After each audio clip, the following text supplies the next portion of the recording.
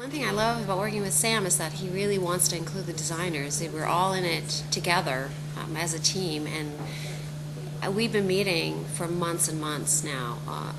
and sometimes like twice a month. And I think it ended up being like 10, 11, 12 meetings or something like that, and lots of emailing and lots of research and discussions till we sort of arrived at something that it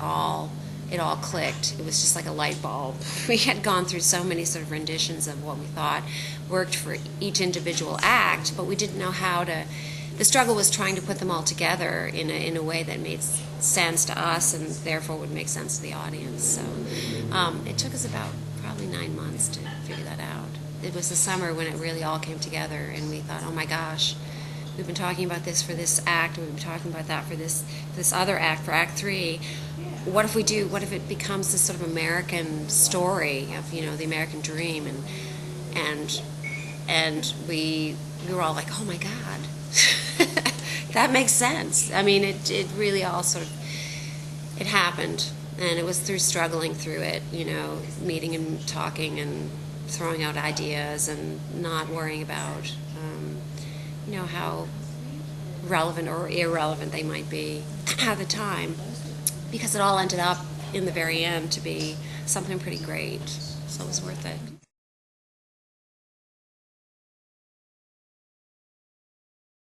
Once we decided to do the 3 different periods, I was able to go and do research in the 50s, and we were looking at sort of the middle class, iconic image of the 50s, a very happy time in American history. So, I have books, I go to libraries, I look for all kinds of resources that I can. I have packets of things from the 50s that I've gathered over the years, with even, with fabrics and things that were used at that time, which is really wonderful to see.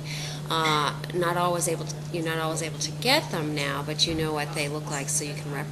it can be represented in some way. The most interesting research for me was Ellis Island, the Ellis Island research, because there's a plethora of information and photographs and things about people coming through Ellis Island, and we were all kind of fascinated with it. And there was one image in particular, and I think Sam has it still, of immigrants celebrating Christmas on Ellis Island, and that sort of resonated with him and all of us, actually, in understanding that our audience members would have somebody, they'd know someone in their past, in their family, that has gone through the process of coming to America, and it being very hopeful. We really wanted to end the opera on a hopeful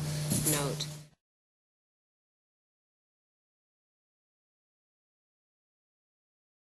We tried to represent, a variety of different backgrounds, Italian, German, Russian, all kinds of, because there were all kinds of people coming through, and the books that I looked at were very specific in the way they dressed for their photographs on Ellis Island, and if they had traditional dress with them, they would be wearing that traditional dress. And so, not that we had the ability to recreate to a T, but what we were able to do is suggest different nationalities, and you'll see, I think people will get it when they see everyone together, and they all have sort of an individual look and story,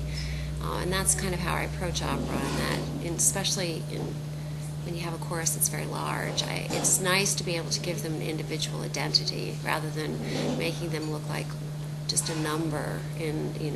a large chorus of 40 or 50 or 60 or whatever. So you will see that probably in the first act, second and third act, that they have individual sort of characters.